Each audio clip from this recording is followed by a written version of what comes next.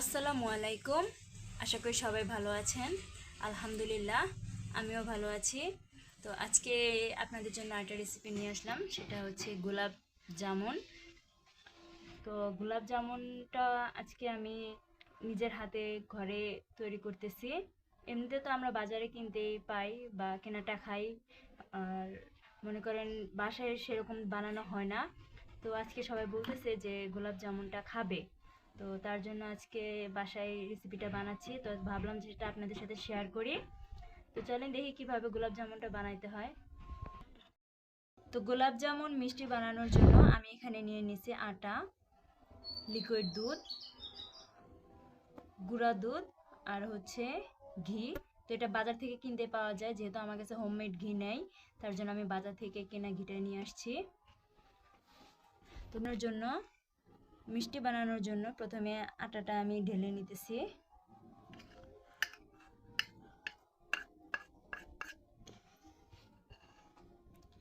এখন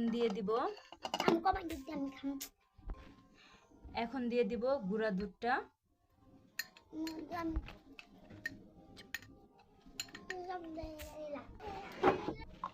এখন দিয়ে দিতেছি ঘি। এখন দিতেছি বেকিং পাউডার। এখন দিয়ে দিতেছি বেকিং সোডা। আর এখন দিয়ে দিব লিকুইড দুধ। সেটা একবারে দেওয়া যাবে না, এরকম চামচ দিয়ে অল্প অল্প করে দিয়ে নিতে হবে, দিয়ে একটু পর পর এরকম করে নিতে হবে।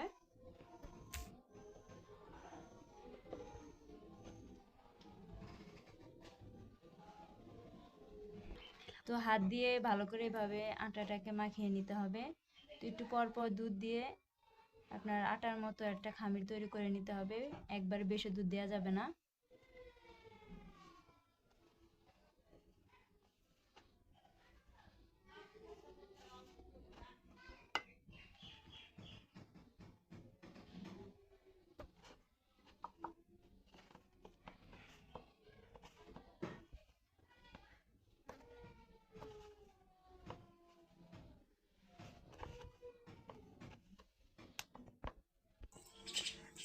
তো এইভাবে আমি মিষ্টি যে ডোটা, সেই ডোটা তৈরি করে নিলাম। তো এই ডোটা এখন দুই হাতের সাহায্যে মিষ্টির শেপ তৈরি করে নিব।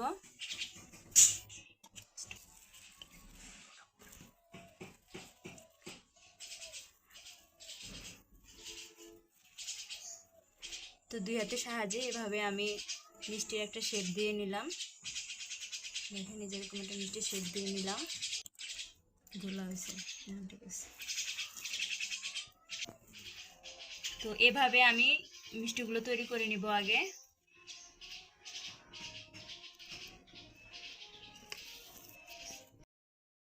তো আগে বলে রাখি, এখানে আমি 1 কাপ আটা নিছিলাম আর আধা কাপ গুঁড়া দুধ নিছিলাম। তো 1 কাপ আটা আর আধা কাপ গুঁড়া দুধ দিয়ে আমার 14টা মিষ্টি হয়ে গেছে। তো এখন আমি এই মিষ্টিগুলোকে তেলে ভেজে নিব। তো মিষ্টি ভাজার জন্য আমি ফ্রাই প্যানে তেলটা গরম করে নিছি। এখন মিষ্টিগুলো দিয়ে দিব।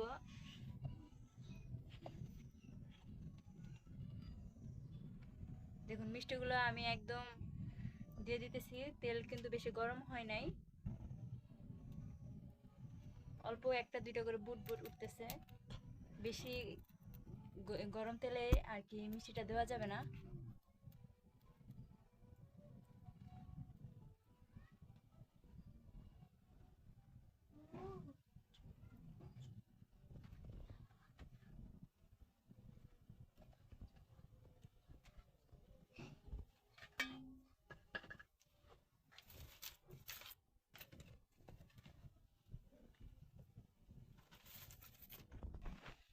তো মিষ্টিটাকে আমি এভাবে উল্টিয়ে পাল্টিয়ে ভালো করে ভেজে নিব।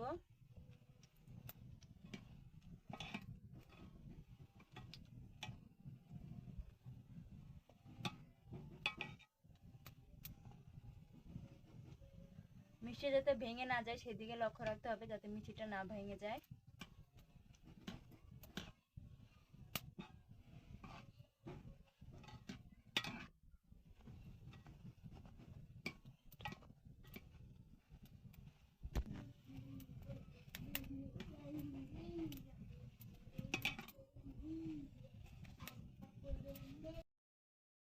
আমার মিষ্টিগুলো ভাজা হয়ে গেছে, এখন আমি মিষ্টিগুলোকে তুলে নিব।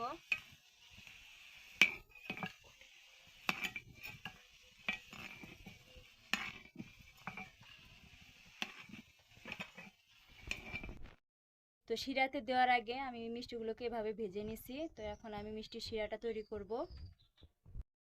করার জন্য আমি পাতিলটাকে চুলায় বসায় নিলাম। এখন দিয়ে দিতেছি চিনি। চিনিটা দিয়ে তবে নাড়াচাড়া দিয়ে নিব।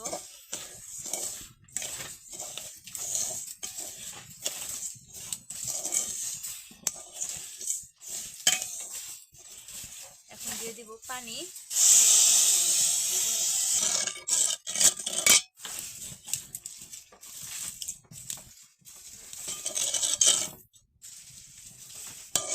চিনিটা ভালোভাবে মিশার জন্য এবং শিরাটা একটু বেশি হওয়ার জন্য পানিটা দিয়ে নিলাম।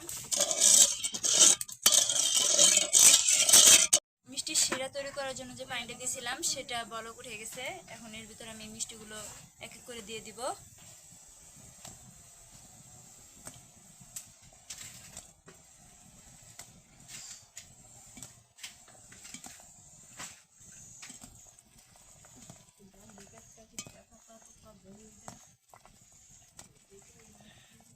এখন এটাকে আমি 2 থেকে 3 মিনিট ভালো করে জাল দিব।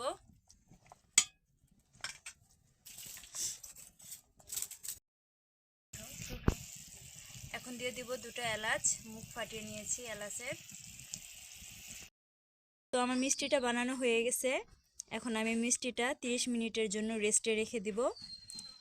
30 মিনিট পর আবার আপনাদের সাথে দেখা হচ্ছে। প্রথম বানালাম গোলাপ জামুন মিষ্টি। তো আমি আপনাদেরকে একটু ভেঙে দেখাই।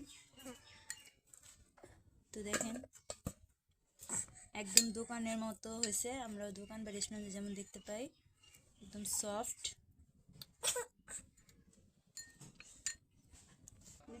যেমন মিষ্টিটা আপনার একদম হোটেলের মতো হয়েছে। তো স্বাদেও মাশাআল্লাহ অনেক মজা। তো আপনারা চাইলেও দোকান থেকে না কিনে বাসায় নিজেরা তৈরি করে খেতে পারেন। তো ধন্যবাদ সবাইকে আমার ভিডিওটি দেখার জন্য। ভালো থাকেন, সুস্থ থাকেন।